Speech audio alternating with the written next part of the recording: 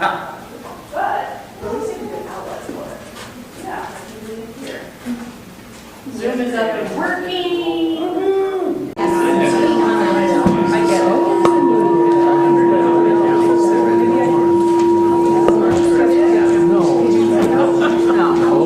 Just 7 more.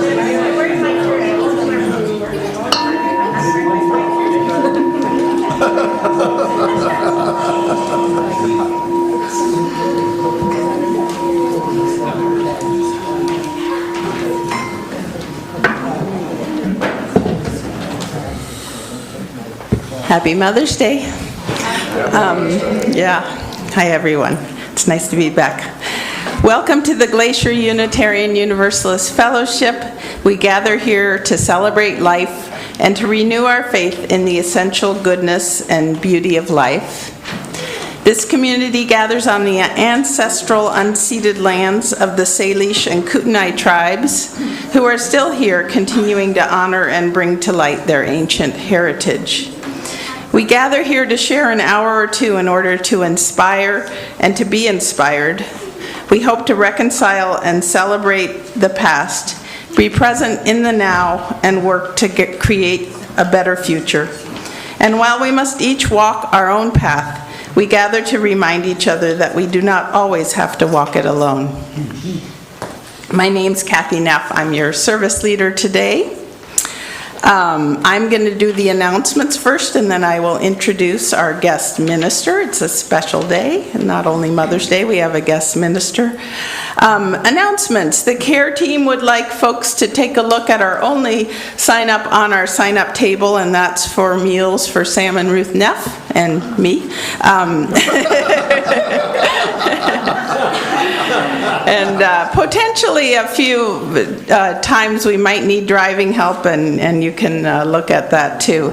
And we really appreciate, I'll just say right now, we've really appreciated all the support. Stewardship team would like to let people know that we have on the back of our services a QR code. We also have paper pledge forms, and it isn't too early to start thinking about pledging. Next week is our annual meeting, and we'll give more detail about that and how we keep our UU fellowship alive. This week after the service is a board meeting, and this Wednesday is a Fellowship Council Zoom meeting. If you're interested in any of those and don't know what they are, they're open to everyone, and just come ask me or Phil, our president, about them. So next week, annual meeting, our kids will start the service with presenting from what they've been doing all year in their classrooms, which is usually really illuminating. Most of us have no idea when the kids leave what happens, and they've been busy this year. We have had 2 classrooms doing a variety of things, so that's fun. And then we'll have a brunch, sort of with a little bit of an Indian flavor. Shruti will be catering part of that. And from 11 o'clock to 12:15, 12:30 is our annual meeting. We nominate our new board for next year. We go over our budget. We talk about our stewardship hopes, and we gather new people for our different teams that keeps the fellowship alive. So please show up if you can, or let someone know if you have something you're interested in signing up for.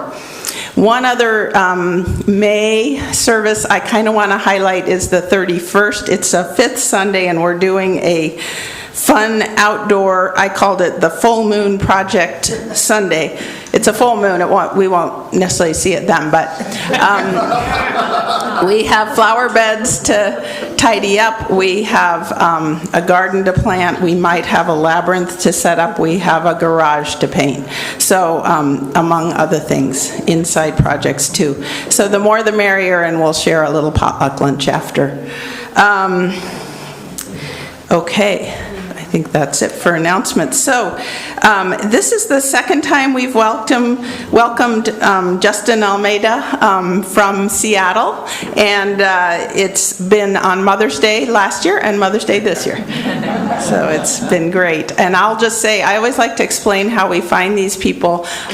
So Rosemary Norheim, who's the daughter of Elle and Rob Norheim, grew up going to youth cons in Seattle area, and I believe Justin might have been one of the leaders, was one of her leaders. And so when she heard we were looking for guest speakers in the vicinity, and Seattle's about as close as we can get, she sent me Justin's name and contact, and it's been fantastic to have them out here now twice this year with Heather, their partner, who's a horticulturalist. Just briefly, Justin, well, he's got a black belt in a martial art, okay? He did University at San Diego with a BA in philosophy and theology, then went and did Peace Corps in Romania from 07 to 09. He then did his Master's of Divinity at Seattle University, did chaplaincy training at the VA of Puget Sound, and now works as a hospital chaplain at Swedish Medical Center in the neuroscience area. Has a lot of diverse social activity interests and is affiliated with the University Unitarian Church in Seattle, and is an ordained UU minister. Okay. So I'm going to invite Justin up, and he has a chalice lighting, and I think Holly and Tallulah are going to come up and light the chalice.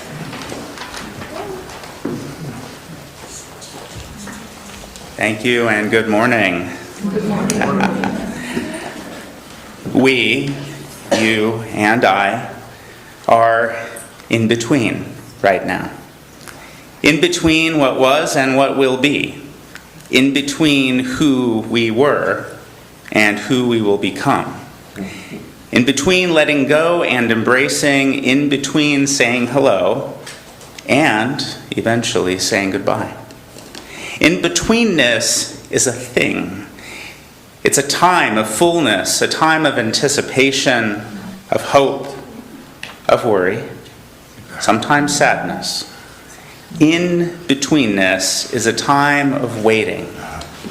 Waiting for news, waiting for departure, waiting for arrival, waiting for death, waiting for life.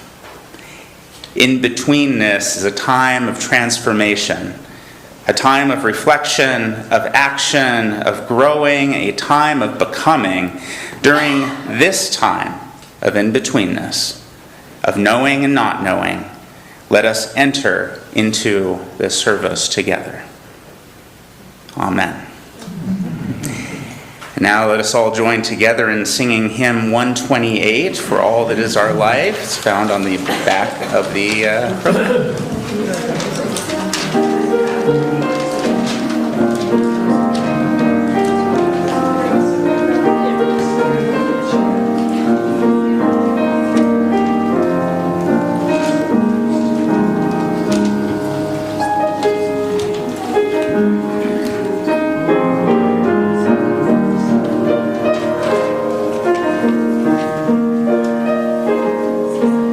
All that is our life.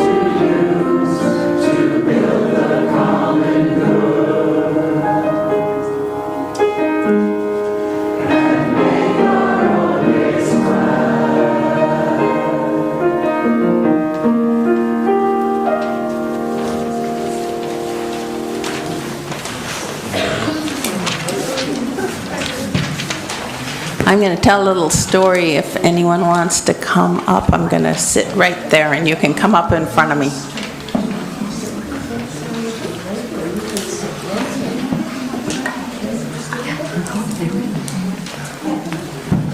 Hi, Tallulah. Hi.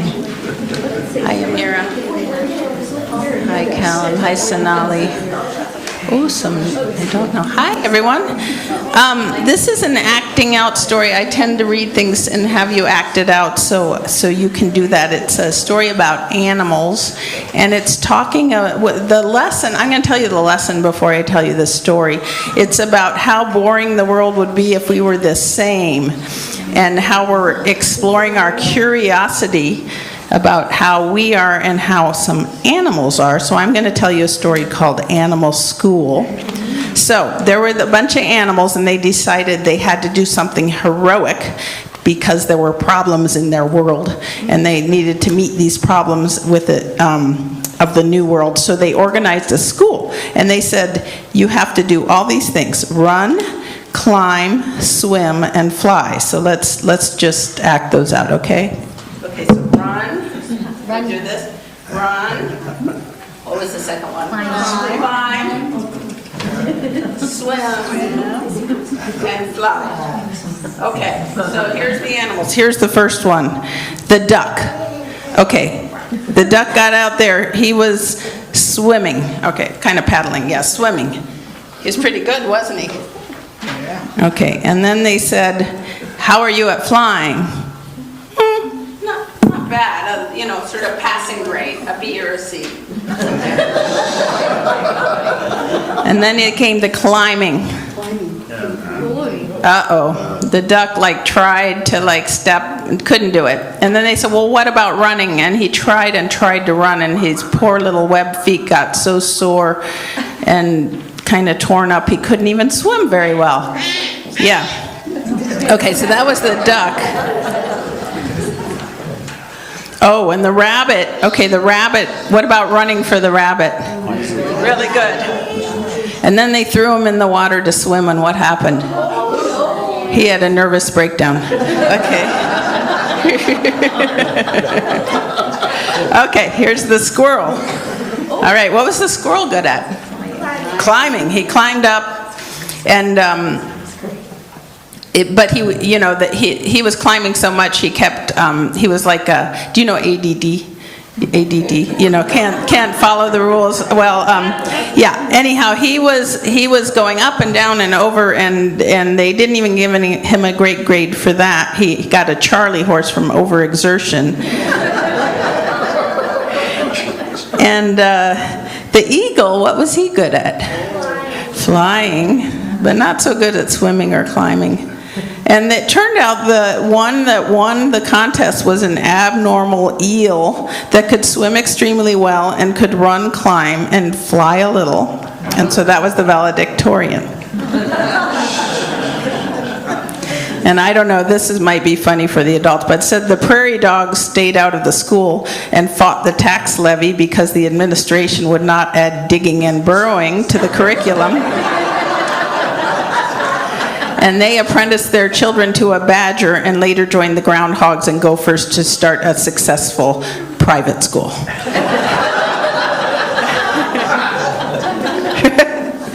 Okay, so if you were an animal, what would you want to be? Animal, what would you pick? A duck? Okay, there we got one duck, and be good at swimming. And anyone else? You can pick an animal I didn't say. I think I'd want to be a bird. I would like to fly. Yeah. And do any of you have something you're good at? It can be one of the things I said or something else. What are you good at, Amira? Climbing. Sonali, do you have something? Hula hooping. Soccer. Yeah. Running, yeah. So the point is that every one of us and every one of these animals has something they're good at, and maybe a few things they're not so good at. And, we're all different, and we can use our curiosity to figure out what are the things that we like doing and want to do in the world. And it kind of works out better that way. That's the end. All right? Okay.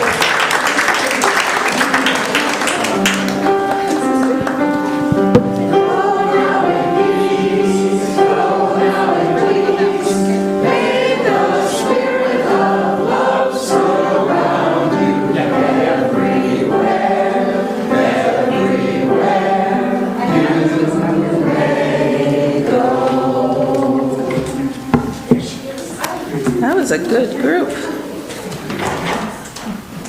This fellowship is so variable. Apparently last week we had 0 kids, and this week we had about 10 or 12, it looked like. All right, so this is the time in our service when we share the milestones from our individual lives. When you come up to share your joy or sorrow, we have some candles you can light and use the microphone to openly share, or if you wish to just light a candle in silence and hold your thoughts in your heart, that's fine too. We will listen respectively and lovingly. And let us now share our joys and sorrows.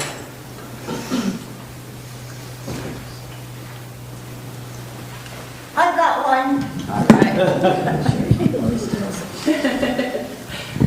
My name's Cindy, and I went hiking yesterday with my partner Steve in Glacier Park, and at what was the name of the bridge? McDonald Creek Bridge. We saw a black bear mama and 2 baby bear cubs, and they were really close, which is actually the sorrow, because Steve said they should have been running away from us. Anyhow. Here. Oh, I just gotta light a candle. I have ADD too. Like this girl.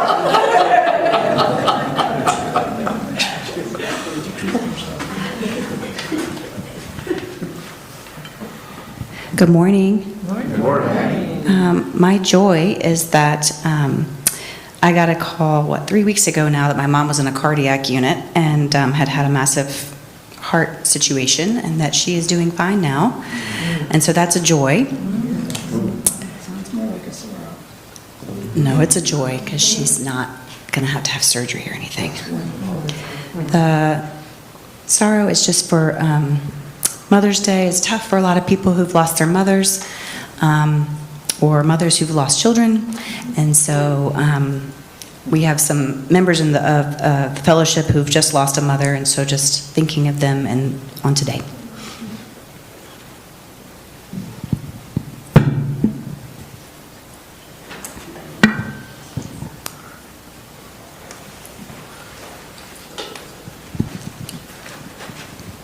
Well, this is, I think, the same candle I lit last week or the week before. It's thanks to everyone and for the support they've given our family. And it's the wonder to me of how a community just comes together to help members. Yeah, Kathy announced it up there. People are bringing meals and doing driving for them. Don't let the bizarre bifocals. So I just over the last 2 weeks had cataract surgery. I am able to see better than I have in over 40 plus years. So, but I'm still very sensitive to light, and I still don't see anything within arm's distance very well at all, but I can see you in the back of the room. And so I'm really excited that I can actually see and see when I drive.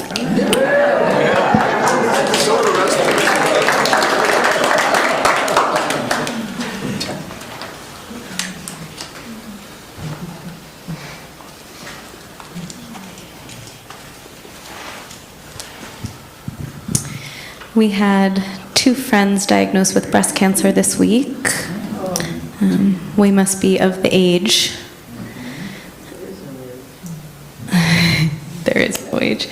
And then I will light a candle for the multiple truths of Mother's Day and motherhood.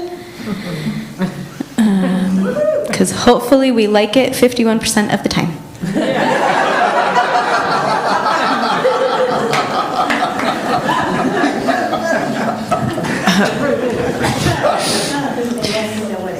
We laid our old man dog to rest this week, and it's been a lot of talk in our house about death and passing and doggy heaven.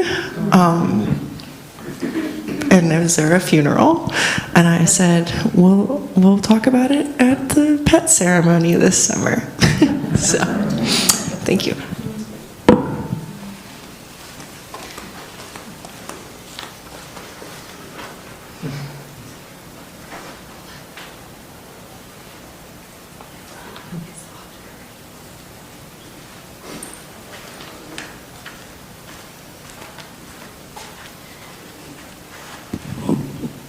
I light one last candle. I know we have a lot of thoughts about what's going on in the world, and we'll hold those in our hearts, and also other things that were not expressed. Thank you, everyone, for sharing. We'll have about, 30 seconds of silence just to think about what we've heard today.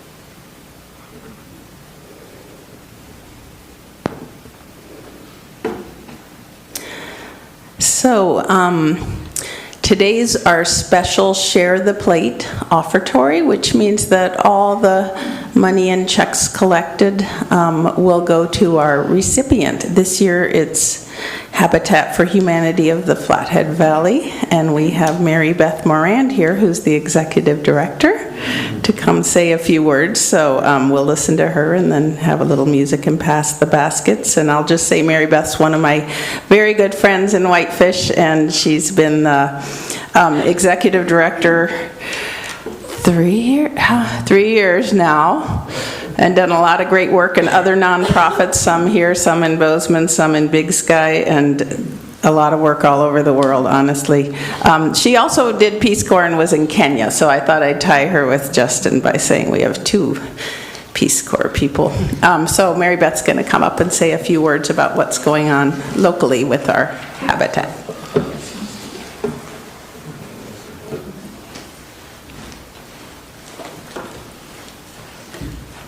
Good morning and happy Mother's Day, and thank you for this very much. I feel like, when you're at a Unitarian fellowship, you don't have to explain what habitat is. So I'll cut to the chase here.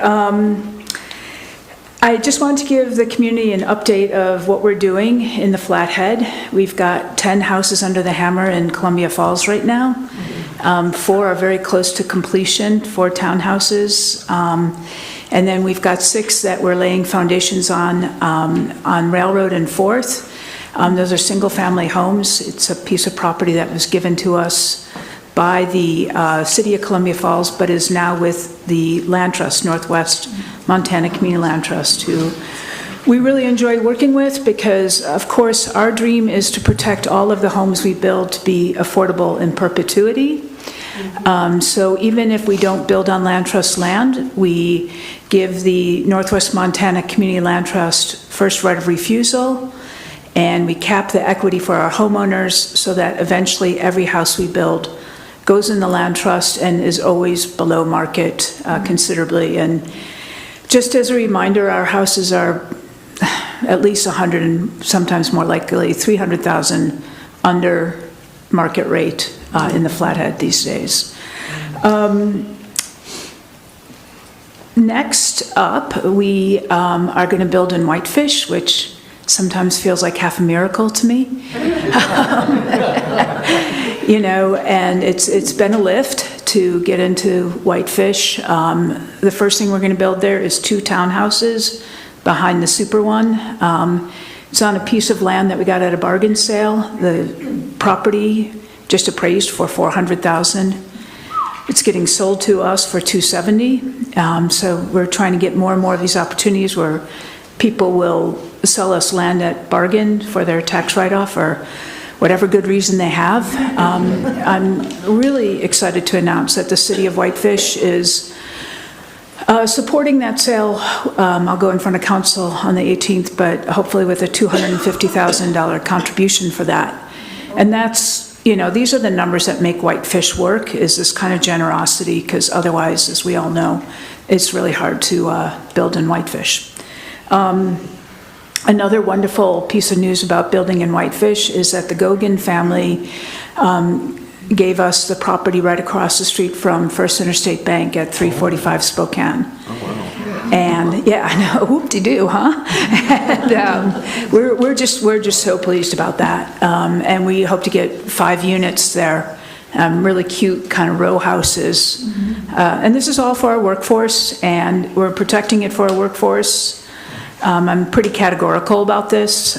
It's not for remote workers.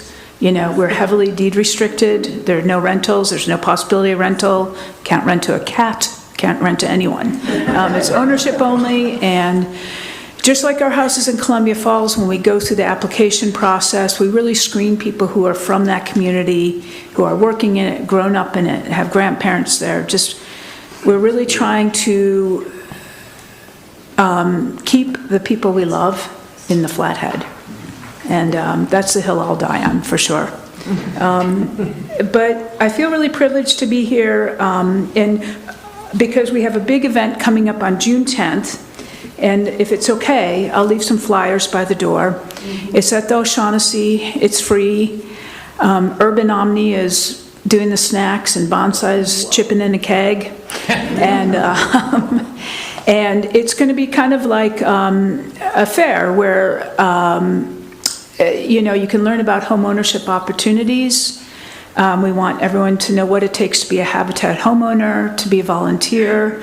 We need you, we need you, we need you, to either be a volunteer on the construction site or in the restore, or providing lunches for the volunteers or baking cookies for the volunteers. And I'm going to talk a little bit about being a Habitat mentor, which is becoming critically important to our programs. So I'll leave these, and I hope you can join us on the 10th. The restore truck will be there if anyone wants to drop off some old lamps they don't want or whatever. And and just really to get the word out, to get people to apply for these homes, because we're launching this campaign grounded in Whitefish, and we're committing to 10 houses a year for the next 10 years. And on top of that, we have a property that we bought in Kalispell along the alternate just south of 4 Mile, where we are building 96 units in a mixed income neighborhood. So we need everyone, including people applying for the homes. And they're, not only are they affordable, but with us, people get 2% mortgages for 30 years through the Montana Board of Housing. So if you can help me to get the word out, I'd be really grateful. Habitat's all about the community and the connection, and that's why I really want to talk about our mentorship program. Betsy and Dan are mentors to one of our Habitat families, and I think this is really one of the most important aspects of what we do, because, houses just for the sake of houses, it's neat and we need affordable houses, but what thrills me more is community connection. And it's with our mentorship program that people connect, and sometimes it's intergenerationally, sometimes it's just in people connecting with people who they wouldn't connect with otherwise. And so we have the curriculum all written out. Really what we're asking people to do is to guide the Habitat family through the construction process, and a few months afterward through this program that's about how to take care of a house, how to be fiscally responsible, and how to be a good neighbor. And we have the articles and the videos all ready for people to go through. But Habitat homeowners are people who weren't cleared by the bank. And that's, for a lot of reasons. Honestly, there are people who would have been cleared at a 4% interest rate, but at almost 7%, they're not getting through. We don't have down payments. There are also people maybe who are just trying to get through, and they can't save up for like a $40,000 down payment or $70,000. But in any case, even if you have all the money in the world, you need someone to hold your hand through homeownership for the first time. It really makes a difference. And I'm so grateful to Betsy and Dan for being the Habitat mentors for the Contreras family. I'm the one who deals with things when they don't work, And knowing that we have mentors that make things work and are holding that hand, it makes all the difference. So, I just would like all of you to consider being mentors for a Habitat family. It'll make it work, and it's because of that connection. And I think that's the one thing we could all use more of these days. So thank you for your time, and I hope to see you on June 10th.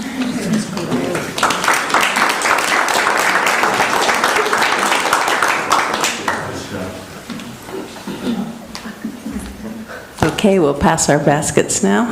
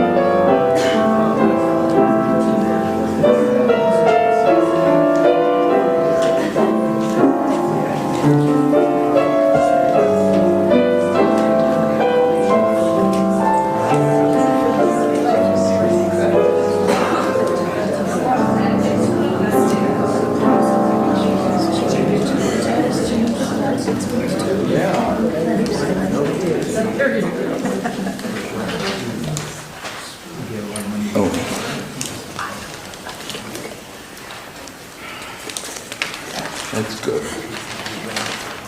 I walked up here with the wrong one. Oh, well, that's all right. Let's find it. You can tell them about what the reading is. Yeah. Well, We traded readings. yeah. I think the program says I'm to read a poem by Hafez, which I have right here, but instead I'm going to read one by Rumi, the Sufi Persian poet. It's The Guest House by Rumi. This being human is a guest house. Every morning a new arrival, a joy, a depression, a meanness, some momentary awareness comes as an unexpected visitor. Welcome and entertain them all. Even if they're a crowd of sorrows who violently sweep your house empty of its furniture, still treat each guest honorably. He may be clearing you out for some new delight. The dark thought, the shame, the malice, meet them in the door laughing and invite them in. Be grateful for whoever comes, because each has been sent as a guide from beyond.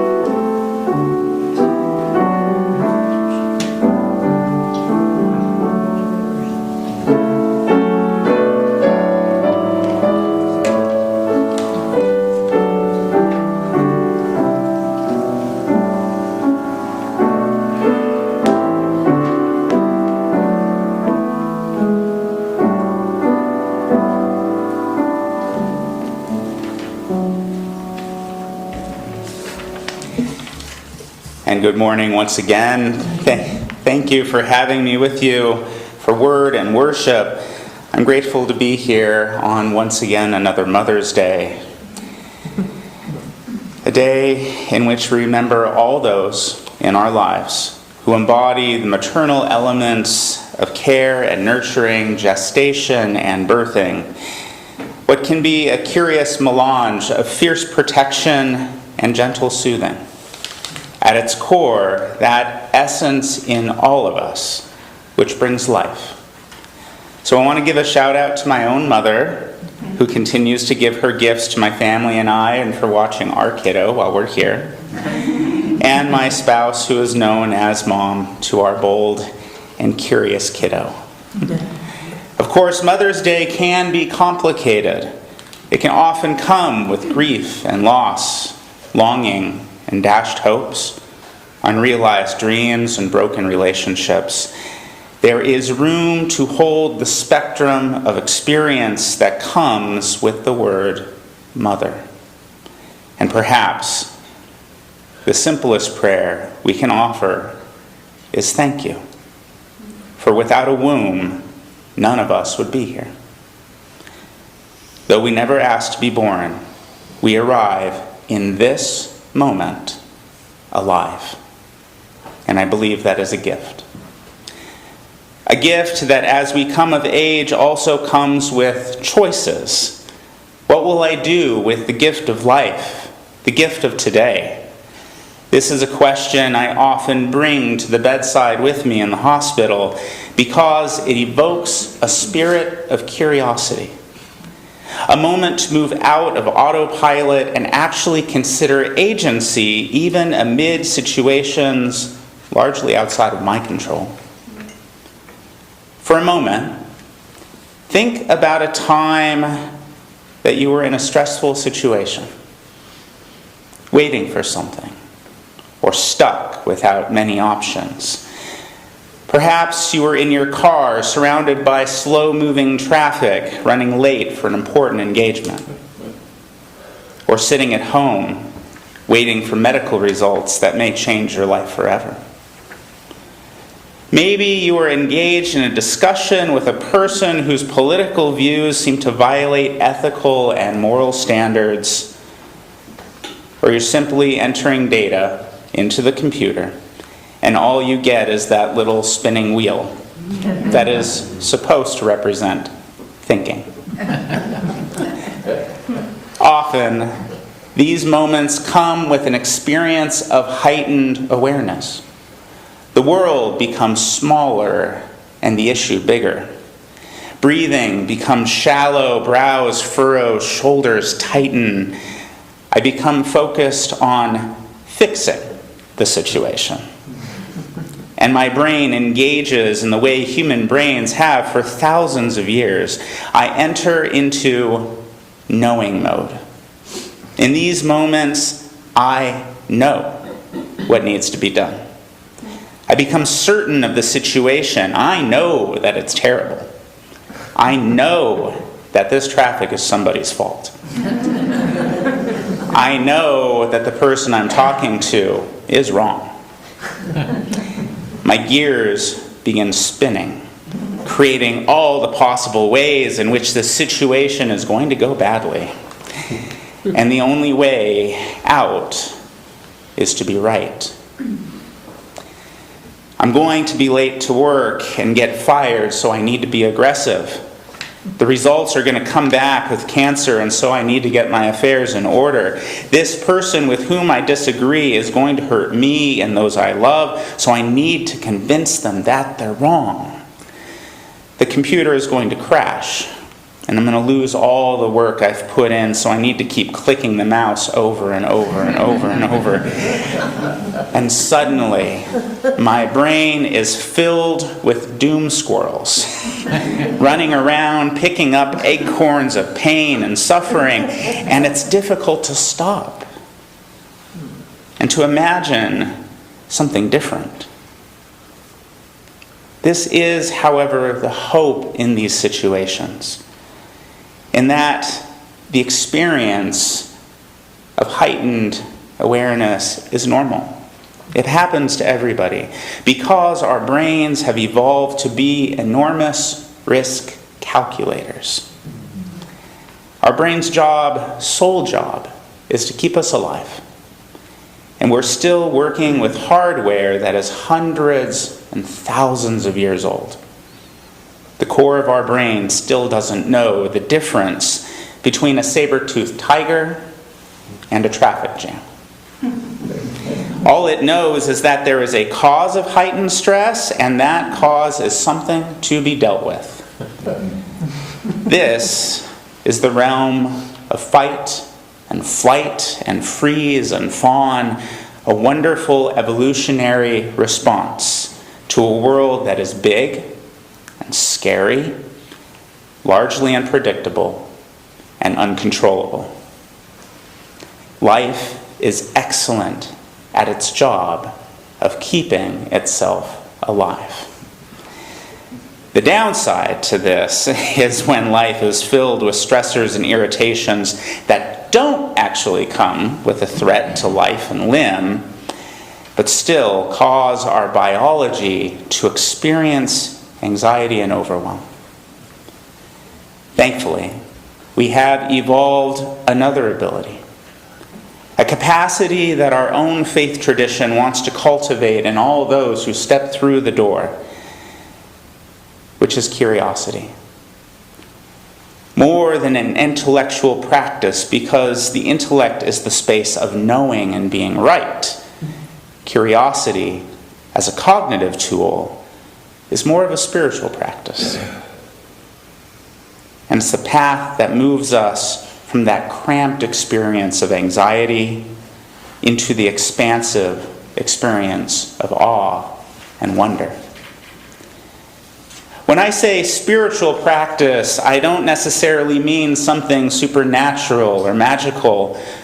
We have our turns of phrase, like in the spirit of goodwill and spirited behavior, often alluding to that quality of being which moves human beings into their deeper, often most authentic selves. Spiritual in the way that our search for ontological and existential truth and meaning can elicit experiences of awe and wonder, joy, courage, and other transcendental passions, that which evokes the human spirit in its very best way. Which is not how we always think about curiosity. We have turns of phrase like curiosity killed the cat. Often think of it as perhaps nice to have, like a hobby or a skill. We encourage it with our children, but only in safe doses. But studying the brain shows curiosity is actually a biological hack for our nervous system. For a moment, recall those stressful situations that I mentioned earlier, like the traffic jam. The source of our anxiety and our tension and our overwhelm is our amygdala, the brain's alarm system, which receives a large amount of energy and bandwidth, especially when stuck. And like a power grid, the nervous system activation then removes resources from other parts of the brain, like the prefrontal cortex. When I'm emotionally hooked, my brain literally cannot be creative. It shuts down those centers which handle complex reasoning versus knowing and empathy to save energy for survival. This means that biologically, curiosity and anxiety are like oil and water. It's very difficult to be deeply curious and deeply terrified at the same time. They're two different train tracks, in which can sometimes feel like a trolley problem. The hack, though, is when I'm able to ask, what if? Or, how does that work? My brain has to shift from a state of threat to a state of exploration. Energy is redirected from the amygdala back to the prefrontal cortex. Cortisol, the primary stress hormone that manages energy and danger, is then replaced by dopamine. which is responsible for motivation, reward, and pleasure. From a mechanical standpoint, our bodies are just trying to find that balance between what benefits and what hinders our survival. This is where curiosity becomes a spiritual practice. The history of spirituality has always been about human beings' search for understanding that which is greater than ourselves, and a way to be in relationship with those forces, because those forces can be scary. In the ancient world, it was terrifying to experience fire and earthquakes and floods and famine and illness. Now, in our modern world, it's about understanding why and how to live in a world where we know the causes of disease and natural disaster. The role of spiritual practice in human evolution has always been to take the immediate moment and put it into perspective of the wider narrative as a way of surviving the terrifying moment. Psychologist and Holocaust survivor Viktor Frankl witnessed this in the concentration camps of Germany. In those places of horror, there was still prayer. People would still gather and ask a higher power for help. And while so many detained were overridden by fear and anxiety, and rightfully so, there were still those few people who, despite what the Nazis would do, could still access their curiosity, compassion, and joy, even to the point of choosing to sing on the way to the gas chamber. Frankl was fascinated by this and inspired by these human beings. How could they face their own deaths with song on their lips and compassion in their hearts? Which led him into research that explored human resiliency and freedom. In his book, Man's Search for Meaning, Frankl found that all human beings are created with a capacity to reflect on our current condition and situation. And in that moment of reflection, cultivate the ability to choose how to respond rather than blindly reacting. He found what neuroscience would prove, that all human beings are born with the capacity of resiliency, and that this resiliency can be cultivated to pause in the midst of activation and find agency rather than helplessness. He is quoted as saying, "Between stimulus and response, there is a space. And in that space resides our power and our freedom." This isn't a new discovery. Spiritual ancestors knew this very well. At the heart of many, if not all, spiritual practice is the cultivation of that internal space. It's one of the benefits of spiritual community, like this one. A place in which to calm the knowing mind and create, as Rumi is quoted, a place beyond wrongdoing and right doing, and find joy and peace and inspiration, to find fellowship and togetherness. Activities like prayer and meditation and mindfulness, worship, yoga, are activities that engage curiosity and reflection. Here are just some examples. In Zen Buddhism, there is the concept known as Shoshin, translated as beginner's mind. The founder of the San Francisco Zen Center, Shunryu Suzuki, had this to say: "In the beginner's mind, there are many possibilities, but in the expert's, there are few." To have a beginner's mind is to approach a rose, a child, or even a tragedy without the baggage of, "I already know what this is." It's not something that comes naturally. especially in our culture where intellect and expertise are held in very high esteem. And yet, this is an ability that can be cultivated through practice, to find that space that Viktor Frankl wrote about, and begin to see the mundane and the routine with fresh senses.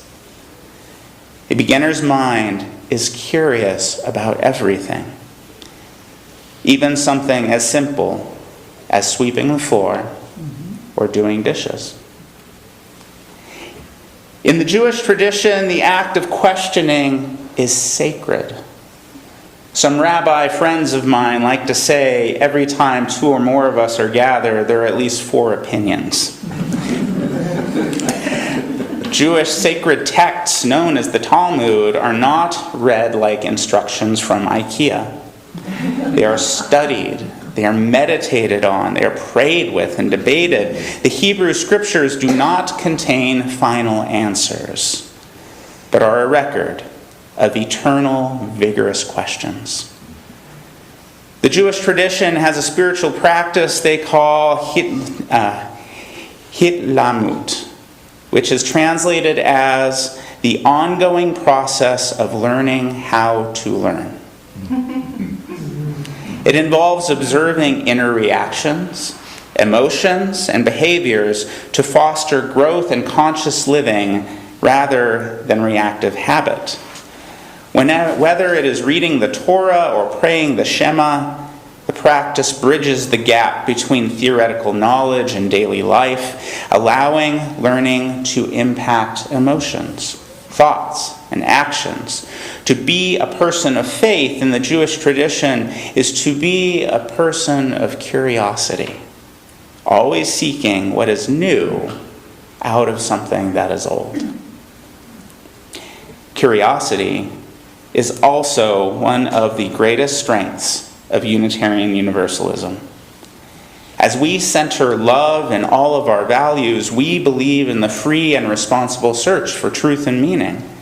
That when you come into our communities, we don't hand over a creed and say, believe this.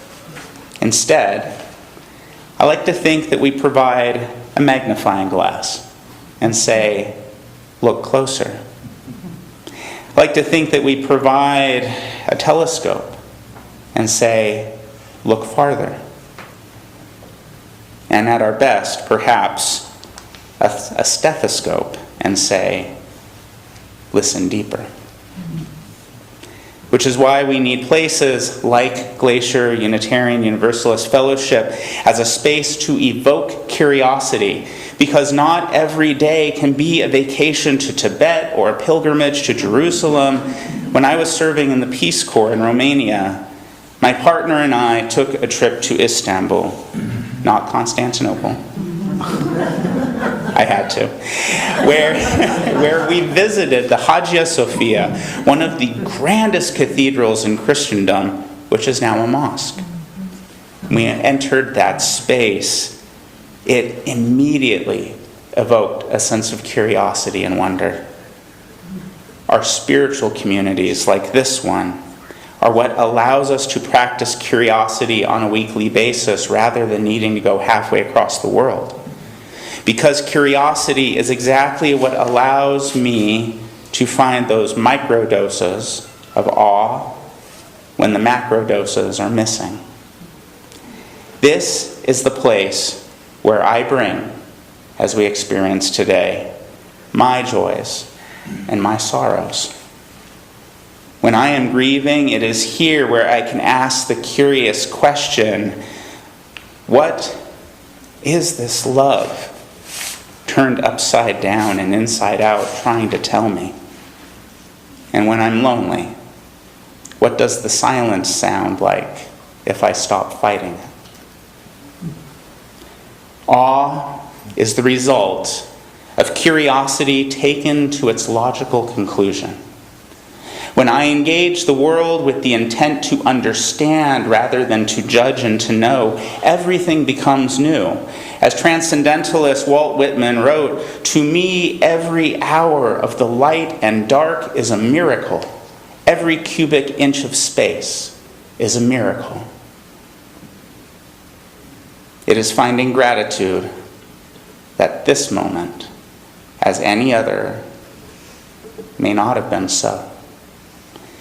During the COVID lockdown, when everything was stopped, there was a surge of loneliness and isolation and depression. And a professor of psychology at Arizona State University, Michelle Chiota, experienced a shrinking of her mind and world, and she began to experience everything through a digital screen. Many of us know what that feels like.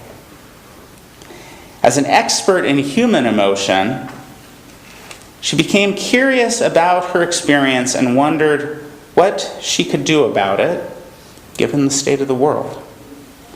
In an interview with NPR, Chiota described stepping away from her computer and intentionally going out into the world looking for awe, and found that while awe often comes from big life-changing events, it can actually be found every single day.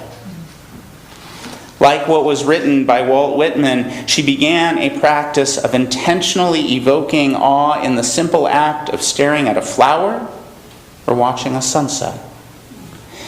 She writes, "Awe is that feeling you get when you perceive something as extraordinary, something so different from what your mind is used to that it stops whatever it was doing to pay attention."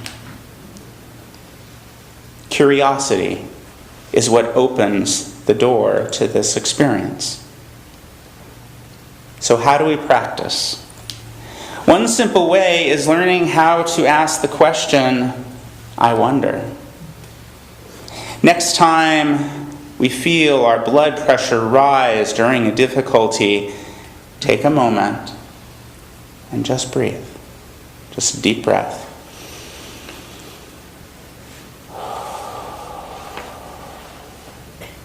For example, consider our president. Yes, I know, it's not very pleasant. But for a moment, just consider and feel the emotion in the body. And ask the question, where am I feeling this? Is it between my eyebrows or the back of my neck? The deep in the gut or behind the shoulder blades?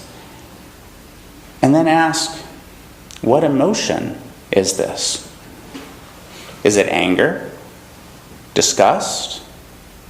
Frustration? Sadness? Fear? Find a way to name it.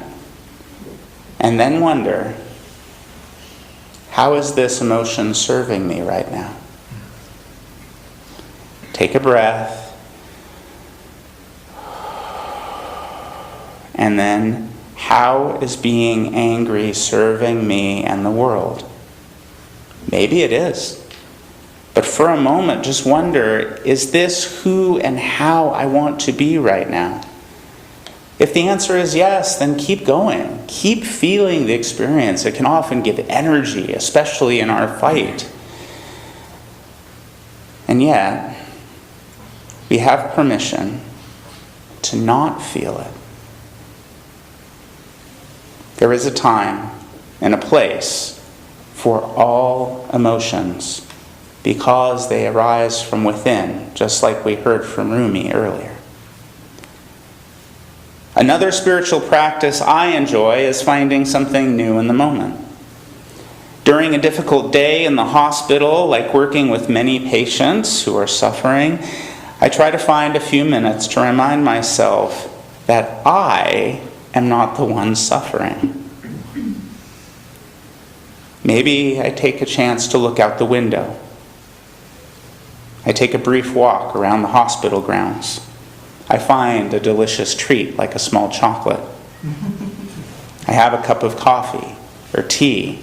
Whatever it is, in those moments, while lifting up that cup to my lips, finding three things that I've never thought before. I've never noticed that this coffee smells like blueberries. It's slightly bitter. The color and texture are a little darker than usual. In those moments, I can ask myself, what can I find in the next 5 minutes that I drink this cup of coffee? And in those 5 minutes, I find all those experiences of suffering death earlier in the day just become part of the perspective. They don't go away, but I'm able to find something more. One more spiritual practice to consider is reframing knowing with curiosity. I will go to bed sometimes with a sense that tomorrow is going to be rough. Maybe it's because there's going to be a very long staff meeting that could have been an email. More often than not in the hospital, I have a patient who has been slowly dying over the last week, and the family is planning to finally extubate. I wake up with that foreboding. I know today is going to be a bad day. The truth is, I don't know. Yes, my knowing mind does have good information. It's definitely in the realm of probability. However, qualifiers like good and bad are often subjective. So when I have that feeling in the pit of my stomach, I do have another choice. To pour a hot cup of tea, turn on some Indigo Girls, and repeat the mantra, I do not know what this day is going to bring. I am open to possibility. I do not know what this day will bring. I am open to possibility. This is actually always the truth. Yes, the patient was extubated. Yes, they died. And there were unexpected gifts. An adult child who didn't think they were going to make it showed up at the very last minute. An elderly sibling brought in the patient's favorite pastries from a nearby bakery and shared them with the staff. The patient didn't linger long. And I led the family in sharing stories which had them laughing and crying at the same time. It was not a bad day. It was beautiful. Siblings in faith, we live in interesting times. There is a lot to be concerned about. It can often seem like evil is winning, that cruelty is rewarded, and the feeling of powerlessness abounds. More than one person has told me that they feel like this world is burning down around them and that they are surrounded by ashes. And yes, there is ample evidence. However, let us be reminded that even amid these events and these ashes, we still have agency and options. We can evoke curiosity as an antidote to fear. A curiosity that keeps us humble, a curiosity that keeps us connected, and a curiosity that grounds us to the mystery that surrounds us, that we are still alive. And a curiosity that gives us space in which to ask the question, what will I do right now with what I am given? And with that space, may we choose the path of powerful love for ourselves, for our community, and for our world. Amen. And blessed be. Please join us now in singing hymn number 1020 in the teal hymnal, Wo Ya Ya.